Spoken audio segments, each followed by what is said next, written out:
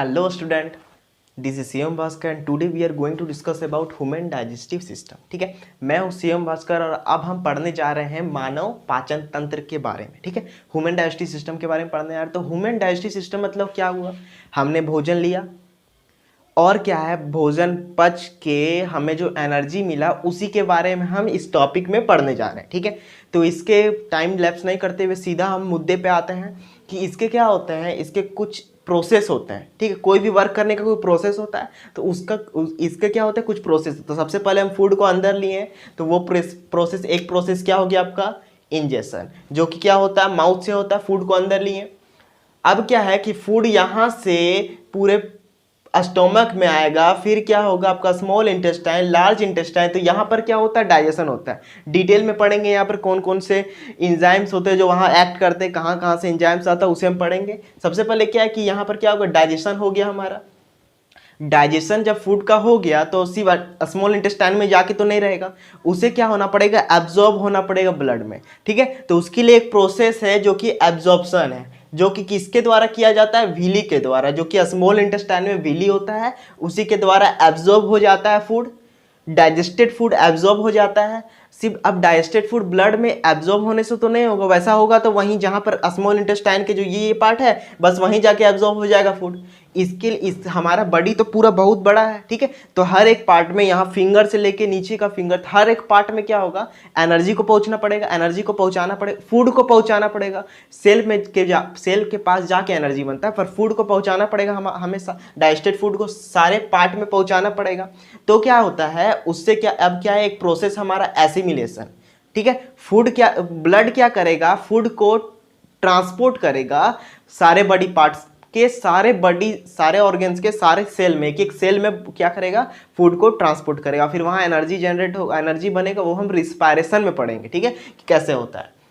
अब second, third, फिर fifth part क्या होता है, जो उसमें जो कुछ पार्ट बच जाता है, डाइजेस्टेड फूड, हम फूड को डाइजेस्ट कर ले, लेकिन वैसा पार्ट जो कि आपका क्या है, बच जाता है, जो कि हमारा बॉडी में यूज़फुल नहीं है। यहाँ तक कि यूज़फुल नहीं, हमारे बॉडी पार्ट्स में अगर वो रहा तो वो हार्मफुल भी है।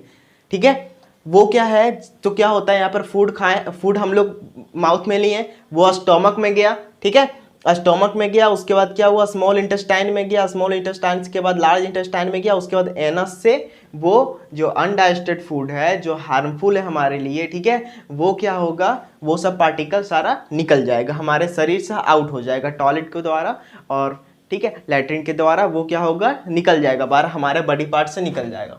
ठीक है, अब हम क्या है कि हम सारे प्रोसेस को समझ लिए, किसका, डाइजेशन के प्रोसेस को समझ लिए। अब हम समझेंगे कि कौन कौन सा, जैसे कि माउथ में आया तो यहाँ पर कैसे डाइजेशन हुआ, फूड का डाइजेशन कैसे हुआ उसे समझेंगे डिटेल में। ठीक है, तो सबसे पहले क्या है, हम जैसे ही मुंह में खाना लेते हैं, ठीक है, मुंह में रोटी हमने तोड़ा, मुंह में खाना लिया, तो क्या होता है, हमारे मुंह में क्या होता है, लार बनने लगता है। ठीक है, जिसे हम सेलिवा बोलते हैं। ठीक है, क्या बोलते हैं, सेलिवा बनते हैं। जैसे ही मुंह में हमने खाना लिया वैसे ही क्या हुआ, हमारे मुंह में गया और लार बनने लगा, जिसे सेलिवा बोलते हैं। ठीक है, सेलिवा कहाँ से निकलता है, सैलिवरी ग्लैंड से। ये ग्लैंड, ठीक है, यहाँ होता है, ऊपर होता है, ग्लैंड होता है। ठीक है, वो ग्लैंड से क्या होता है, सेलिवा निकलता है, और उसी सेलिवा में क्या होता है, सैलिवरी एमिलेज होता है। ठीक है, सैलिवरी एमिलेज क्या है आपका, सेलिवरी एमिलेज क्या है आपका, एक इंजाइम है। ये इंजाइम क्या करता है, जो फूड में जो स्टार्च होते हैं उसको सिंपल शुगर में कन्वर्ट कर देता है। यहाँ पर एक बहुत बड़ा टॉपिक, बहुत बड़ा क्वेश्चन उठता है कि हमारा डाइजेशन, हमारे जो हम फूड खाते हैं, फूड का डाइजेशन ह्यूमन बॉडी में कहाँ से स्टार्ट होता है, वो आपका माउथ से स्टार्ट हो जाता है। एमिलेज यहाँ पर आया, ब्रेक डाउन हुआ। ठीक है, और यहाँ पर क्या, जैसे कि हम रोटी तोड़े, ठीक है, उसे हम मुंह में लिए, ठीक है, तो क्या होता है, तीत भी यहाँ पर क्या करता है, फूड को ब्रेक डाउन करता है, फूड को ब्रेक डाउन करता है। ठीक है, हम चबाएंगे तो फूड को च्यू करेंगे तो फूड को ब्रेक डाउन करेगा। उसके बाद क्या है, सेलिवा, उसमें लार मिला, ठीक है, लार मिला, उसे मॉइस्ट भी किया ताकि वो अच्छे से अंदर जा सके। ठीक है, सेलेवरी एमिलेज, अब सेलेवरी ग्लैंड क्या करेगा, सेलिवा, उसमें सेलिवा सेक्रेट करने लगा, और सेलिवा में क्या होता है, सेलेवरी एमिलेज होता है, जो क्या करेगा, ये स्टार्च को क्या करेगा, ये नोट कर लीजिएगा, स्टार्च को सिंपल शुगर में कन्वर्ट कर देगा। उसके बाद क्या है, जैसे ही फूड पार्टिकल यहां से फिर यहां आएगा, ठीक है, इससे पहले आप स्क्रीनशॉट कर लीजिए, उसके बाद मैं फिगर में बताऊंगा। ठीक है, 1 2 3 4 5। चलिए, जैसे ही फूड पार्टिकल यहाँ आएगा ओसोफेगस में, तब ओसोफेगस क्या होता है? ओसोफेगस होता है फूड पाइप। ओसोफेगस क्या होता है? ये ओसोफेगस जो यहाँ नलिका होता है, ठीक है, फूड का जो नलिका होता है, ठीक है, उसे कहते हैं ओसोफेगस। वहां पर एक मूवमेंट होता है जिसको बोलते हैं पेरिस्टेटिक मूवमेंट। अब पेरिस्टेटिक मूवमेंट क्या है? ठीक है, भोजन को जैसे ही अंदर करते हैं तो वो अंदर जाता है ना, जो मूवमेंट, ठीक है, अंदर जाता है, उसी को बोलते हैं पेरिस्टेटिक मूवमेंट। कहने का मतलब क्या है? अगर मान के चलिए यहाँ है, ठीक है, यहाँ पे ये हम अच्छे से बना रहे हैं किसको? ओसोफेगस को। यहाँ पर देखिए फूड का पार्टिकल को हमने ऐसे दिखाया, ठीक है, फूड का पार्टिकल है, यहाँ पे फूड का पार्टिकल है। उसके बाद क्या, ये इसी तरह से क्या होता है, कंट्रैक्शन, और ये इस तरह करके फूलते जाता है, ये फूलते जाता है ऐसे करके, और दबाते दबाते क्या करता है, उसको नीचे भेजता है, ठीक है। एक मूवमेंट होता है यहाँ पे, ये पार्टिकल का मूवमेंट होता है, ठीक है। ये मूवमेंट से क्या होगा, फूड क्या होगा आपका, नीचे आते चल जाएगा। आपको समझ में आ रहा है? यहां पर क्या होगा, देखिए यहां पर आपका कंट्रैक्शन होते जाएगा, ठीक है, यहां पे आपका कंट्रैक्शन होते जाएगा, और यहां क्या होगा, आपका एक्सपेंशन होते जाएगा। तो उससे क्या होगा, अब ये क्या हो जाएगा, ये हो जाएगा ऐसे, ये हो जाएगा, ये हो जाएगा, यहाँ पे ऐसे हो जाएगा, और यहाँ पर क्या होगा, आपका कंस्ट्रक्शन होने लगेगा, ठीक, कंस्ट्रक्शन होने लगेगा। उससे क्या होगा, फूड पार्टिकल देखिए धीरे धीरे धीरे धीरे धीरे धीरे फूड पार्टिकल नीचे आते चल जाएगा, ठीक है। तो यही फूड पार्टिकल नीचे आ जाएगा। उसके बाद क्या होता है, हाँ चलिए, उसके बाद क्या होता है, फूड पार्टिकल नीचे आ रहा है आपका, और यही चीज क्या होता है, जब हमें हमारा वोमिटिंग होता है तो यही पेरिस्टेटिक मूवमेंट उल्टा हो जाता है, ठीक है। फूड पार्टिकल नीचे जाने के बजाय ऊपर आने लगता है, ठीक है, स्टोमक से बाहर ऊपर आने लगता है।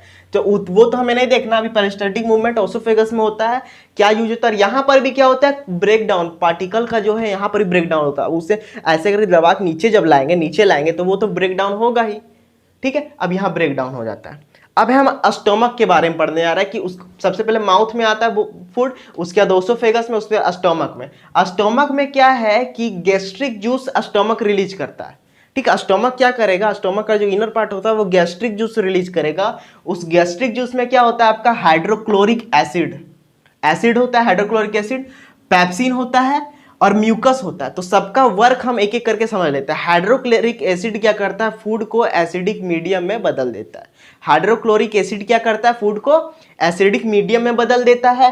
और पेप्सिन क्या करता है, प्रोटीन को डाइजेस्ट करता है। हाँ, एक बात और, हाइड्रोक्लोरिक एसिड एसिडिक मीडियम में इसीलिए बदलता है, क्यों बनाता है, क्योंकि पेप्सिन एक्ट कर सके, क्योंकि पेप्सिन आपका एसिडिक मीडियम में ही एक्ट करता है, ठीक है। आपका पेप्सिन क्या करता है, पेप्सिन का वर्क है प्रोटीन को तोड़ना, पर वो एसिडिक मीडियम रहेगा तभी जाके तोड़ेगा, ठीक है। तो आपको आपका यहाँ पर क्या मिला, एसिडिक मीडियम हाइड्रोजन दे दिया आपको, पेप्सिन यहाँ पे वर्क करके प्रोटीन बन गया, ठीक है। अब म्यूकस का क्या वर्क है, ये जो देखिए यहाँ पर जो ये इनर लेयर बना हुआ है, ठीक है, इनर जो लेयर है अंदर में, ठीक है, म्यूकस क्या करता है, यहाँ पे फैल जाता है, और हाइड्रोक्लोरिक एसिड से स्टमक का इनर लेयर को क्या करता है, प्रोटेक्ट करता है। तो यहां पर हमने समझ लिया, हमने स्टोमक में क्या क्या होता है, यहां पर एक चीज होता है कि प्रोटीन को डाइजेशन होता है, डाइजेशन में प्रोटीन का डाइजेशन होता है, हाइड्रोक्लोरिक एसिड एसिडिक मीडियम देता है, और आपका म्यूकस क्या है, म्यूकस क्या करता है, प्रोटेक्ट करता है इनर लेयर ऑफ स्टोमक को, किससे,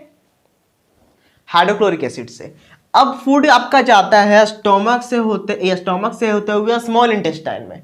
स्मॉल इंटेस्टाइन में क्या होता है, secretion of 2 gland. Small intestine में 2 ग्लैंड का सेक्रेशन होता है, पहला है आपका लीवर, दूसरा है पेनक्रियाज, ठीक है। तो लीवर क्या करता है, लीवर बाइल जूस सेक्रेट करता है। बाइल जूस कहाँ रहता है, बाइल जूस आपका गैल ब्लैडर में रहता है, ठीक है, गॉल ब्लैडर में रहता है, जिसे बाइल डक्ट भी कहते हैं, ठीक है। अब बाइल जूस आपका हो गया गॉल ब्लैडर में रहता है। बाइल जूस का वर्क क्या, बाइल जूस क्या करता है, ठीक है। बाइल जूस आपका अल्कलीन मीडियम, हाँ देखिए फूड आपका एसिडिक मीडियम में था ना, एसिडिक मीडियम से स्टमक से आपका एसिडिक मीडियम से होते हुए आपका इसमें आ गया, किसमें आ गया, स्मॉल इंटेस्टाइन में, ठीक है, स्मॉल इंटेस्टाइन में आ गया। अब क्या करता है, लीवर क्या करता है, बाइल जूस क्या करता है, लीवर से जो बाइल जूस सेक्रेट होता है वो क्या करता है, फूड को अल्कलीन मीडियम में बदल देता है, ठीक है, बेसिक मीडियम में बदल देता है। और क्या करता है बाइल जूस का और वर्क क्या है कि जो फूड में जो फैट है, ठीक है, फैट जो है उसमें जो मॉलिक्यूल, बड़ा बड़ा फैट का मॉलिक्यूल है उसको क्या करता है, इमल्सिफाइड कर देता है, मतलब छोटा छोटा मॉलिक्यूल में बदल देता है। ठीक है, तो स्मॉल इंटेस्टाइन में ये हो गया। अब बात करते हैं हम पेनक्रियाज का। दो ग्लैंड था हमारे पास, एक ग्लैंड लीवर के बारे में हमने समझ लिया। अब बात करते हैं हम पेनक्रियाज का। पेनक्रियाज देखिए, ये पेनक्रियाज है। ठीक है, पेनक्रियाज बाइल जूस सेक्रेट करता है। पेनक्रियाज बाइल जूस सेक्रेट करता है जिसमें 3 तरह का एंजाइम्स होता है, पेनक्रियाटिक एमिलेज, ट्राइपेज और लाइपेज। ठीक है, पेनक्रियाटिक एमिलेज क्या करता है, स्टार्च को डाइजेस्ट करता है। पेनक्रियाटिक एमिलेज आपका स्टार्च को डाइजेस्ट करता है। ट्राइप्सिन क्या करता है, प्रोटीन को डाइजेस्ट करता है। और लाइपेज क्या करता है, जो इमल्सिफाइड फैट था, जो लीवर ने छोटा छोटा टुकड़ा में फैट में बदल दिया था। ठीक है, फैट को, बड़ा मॉलिक्यूल को छोटा टुकड़ा में बदल दिया था, इमल्सिफाइड कर दिया था, उसी को लाइपेज क्या करता है, डाइजेस्ट कर लेता है। ठीक है, तो यहां पर दो सेक्रेशन हमने देखा कि स्मॉल इंटेस्टाइन का। ठीक है, अब स्मॉल इंटेस्टाइन का भी लेयर कुछ इंटेस्टाइनल जूस सेक्रेट करता है। ठीक है, वो क्या करता है, वो बहुत सारे वहां पे एंजाइम्स होते हैं। ठीक है, बहुत सारे एंजाइम्स रहते हैं उस जूस में। तो वो एंजाइम्स क्या करते हैं, कार्बोहाइड्रेट्स को ग्लूकोज में बदल देते हैं, प्रोटीन को क्या करते हैं, अमीनो एसिड में बदल देते हैं, और फैटी एसिड को ग्लाइसेरॉल में बदल देते हैं। तो इंटेस्टाइन का, स्मॉल इंटेस्टाइन का यहाँ पर वर्क था, क्या क्या हुआ, डाइजेस्ट हुआ। डाइजेशन हमारा हो गया। अब हमारे पास, हमें एक चीज चाहिए एब्जॉर्प्शन करने के लिए। ठीक है, तो एब्जॉर्प्शन करने के लिए आपका विली है। विली क्या होता है, ये देखिए, ये स्मॉल इंटेस्टाइन का लेयर। ठीक है, ये देखिए अभी है, इसका सरफेस एरिया आपको जो दिख रहा होगा, आप समझ में आ रहा है। ठीक है, अब इसका सरफेस एरिया, अब देखिए इसमें विली होता है ऐसे ऐसे। ठीक है, ऐसे ऐसे विली होता है। अब ये विली क्या करता है, इंटेस्टाइनल अगर ऐसे पाइप जैसा रहता है ऐसे। ठीक है, और इसी में अगर हम ऐसे से विली है इसके अंदर। ठीक है, स्मॉल इंटेस्टाइन में, तो ये क्या करता है, सरफेस एरिया को इंक्रीज करता है ताकि ज्यादा फूड क्या हो सके, एब्जॉर्ब हो सके। तो यहीं पर क्या होता है, आपका एब्जॉर्प्शन होता है विली में। विली में क्या होता है, बहुत ब्लड वीजल सारे कनेक्ट होते हैं, वहीं से क्या होता है, ब्लड क्या करता है, एब्जॉर्प्शन कर लेता है। एब्जॉर्प्शन हो गया। अब बात रहा है एसिमिलेशन का। तो बड़ी पार्ट्स में, सारे बड़ी पार्ट्स में, सारे बड़ी सेल में आपका क्या होता है, एसिमिलेशन से ब्लड क्या करता है, कैरी करता है फूड को और पहुंचा देता है। अब यहां तक हमने देख लिया। अभी हमने स्मॉल इंटेस्टाइन तक था, स्मॉल इंटेस्टाइन में थे। ठीक है, स्मॉल इंटेस्टाइन के बाद क्या होता है, ब्लड का, ये फूड आपका क्या जाता है, फूड जो आप डाइजेस्ट हो रहा था वो फूड कहाँ जाता है, जो यहाँ पर जो फूड डाइजेस्ट हो गया, बाकी फूड क्या होता है, लार्ज इंटेस्टाइन में चल जाता है। यहाँ से लार्ज इंटेस्टाइन में चल गया। लार्ज इंटेस्टाइन में क्या होता है, जो वाटर होता है, जो ज्यादा वाटर बच जाता है, वो वाटर क्या होता है, रेस्ट वाटर क्या होता है, लार्ज इंटेस्टाइन का पार्ट जो है, इनर पार्ट, उसे एब्जॉर्ब कर लेता है। और जो अनडाइजेस्टेड फूड जो हमारे शरीर के लिए हार्मफुल है, वो क्या होता है, रेक्टम में कुछ देर रहता है, उसके बाद क्या होता है, वो एनस के द्वारा निकल जाता है। ठीक है, यहां पर एक पार्ट है, यहां पर एक पार्ट है लार्ज इंटेस्टाइन का। ठीक है, अपेंडिक्स। ठीक है, यही हमने सुना होगा, कोई डिजीज किसी को हो गया कि ये मेरा अपेंडिक्स बढ़ गया। ठीक है, तो अपेंडिक्स क्या होता है, यही लार्ज इंटेस्टाइन का। ठीक है, लार्ज इंटेस्टाइन का ये पार्ट होता है, ये बड़ा हो जाता है। ठीक है, ये इसका कोई यूज ही नहीं है। ठीक है, इसका कोई यूज नहीं, यूज है।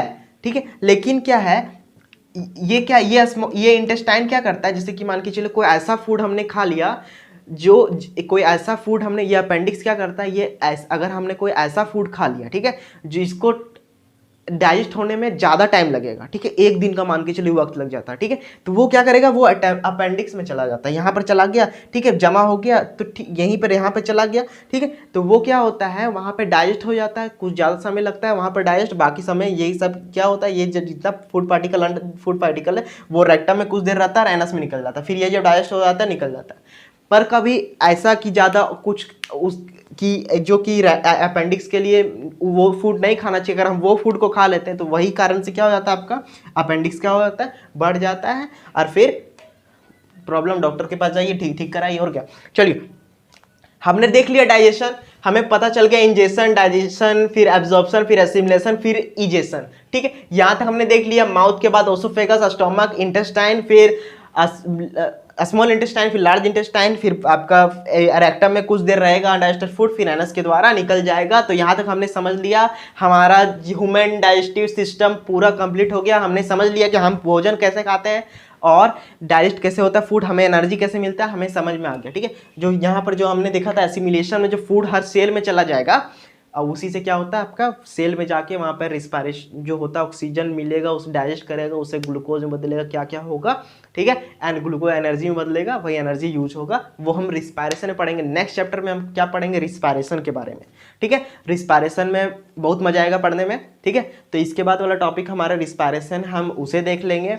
तो मिलते हैं फिर हम नेक्स्ट लेक्चर में, तब तक के लिए धन्यवाद और अच्छे से पढ़ते रहिए।